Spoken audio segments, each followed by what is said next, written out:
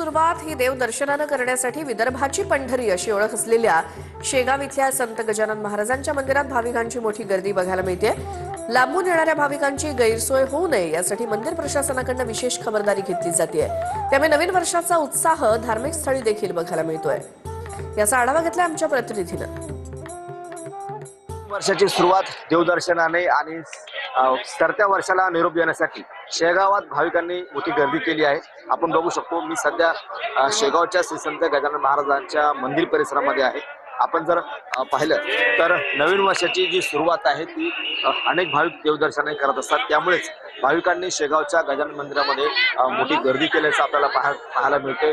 जवळपास गेल्या आठवड्याभरापासून ज्या सुट्ट्या होत्या त्या सुट्ट्यामुळे सुद्धा शेगावमध्ये भाविकांनी मोठी गर्दी केली होती, पर्यटकांनी सुद्धा गर्दी केली होती। मात्र काल जे 2025 आहे ते संपलेलं आहे आणि आता नवीन वर्षाची सुरुवात आजपासून या ठिकाणी सुरू झालेली आहे। नवीन वर्षाची सुरुवात जी आहे ती देवदर्शनाने करण्यासाठी भाविकांची गर्दी या ठिकाणी वाढतच असल्याचं आपल्याला बघायला मिळत आहे। कॅमेरामन निलेश देशमुख सह गणेश सोळंकी, TV9 मराठी, शेगाव, बुलढाणा।